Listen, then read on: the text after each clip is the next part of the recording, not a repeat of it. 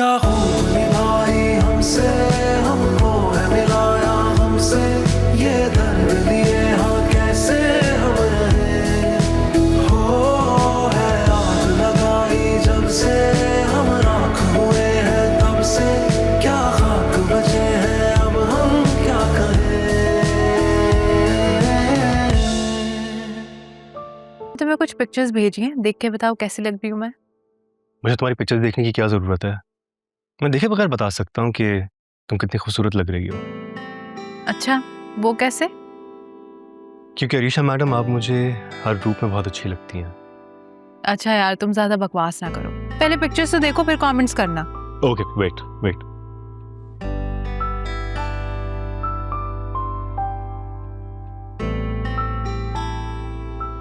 Mom, dad, आए। किससे बात कर रहे थे?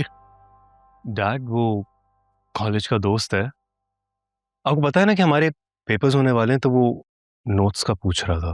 ओके। अच्छा देखो जैन, मेरा असिस्टेंट नासिर कुछ दिनों के लिए छुट्टियों पे जा रहा है। जब तक वो वापस नहीं आता तुम ऑफिस आके उसका काम देखोगे। लेकिन डैड, मुझे तो उसका काम नहीं आता है। नहीं आता है तो सीख लो। देखो जैन, तुम इस घर में अकेले लड़के हो, कल को सारा बिजनेस तुमने ही संभालना है, और अगर नहीं संभालना है तो मुझे अभी बता दो, मैं इस पे इतनी मेहनत नहीं करूं। सारा कुछ यतीम खाने में दे के मैं खुद आराम कर लूं। नो डैड, डोंट वरी, मैं सब कुछ संभाल लूंगा। अब बस मुझे ये बता दे कि मैंने करना क्या है। तुम कल ऑफिस आ जाओ और नासिर के जाने से पहले उससे सारा काम सीख लेना। Okay dad. गुड।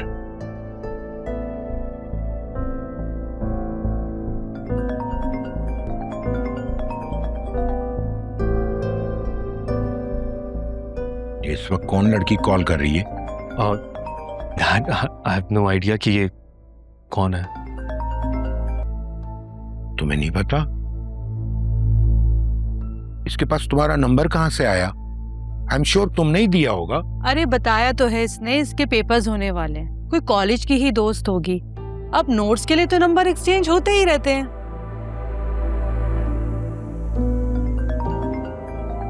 फोन नहीं काटो, रिसीव करो, पूछो कौन है, क्या कह रही है, रिसीव इट।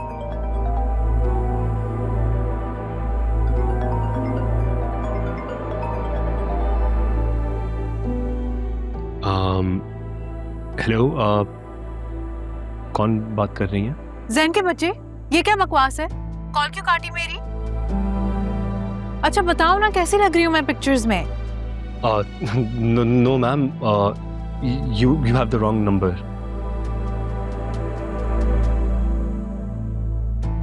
ऐसे कैसे रॉन्ग नंबर? अजीब बकवास है।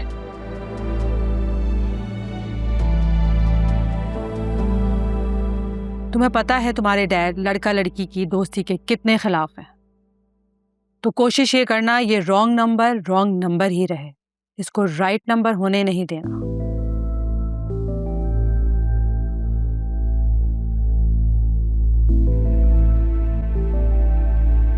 हामिद, आपने अरसलान का कार्ड क्यों ब्लॉक किया हुआ है? तो जो हरकत उसने की थी, तुम्हें क्या लगता है क्या करना चाहिए था उसके साथ? बताया उसने क्यों लिए थे उसने पैसे? हामिद, मैंने आपसे कहा था ना, आप बिला वजह अरसलान से बदगुमान हो रहे हैं। वो इतना बुरा भी नहीं है। और ये कैसे पता लगा तुम्हें?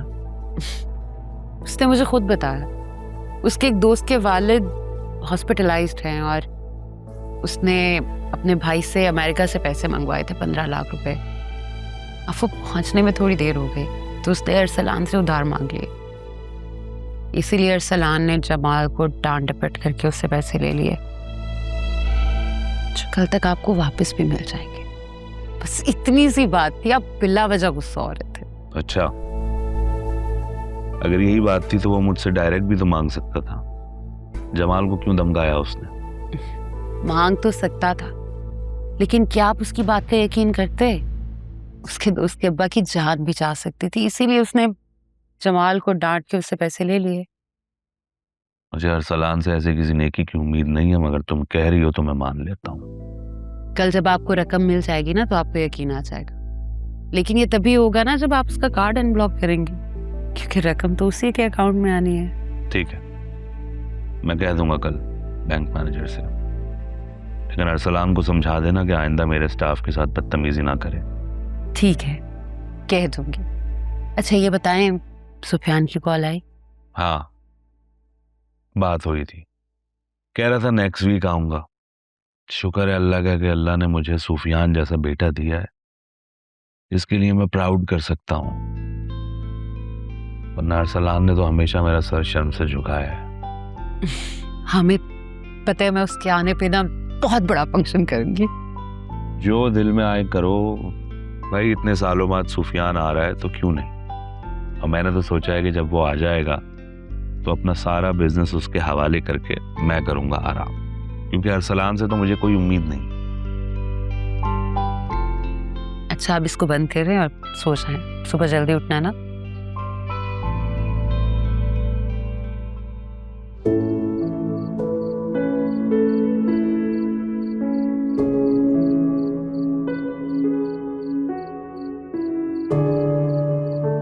क्या हुआ जायशा,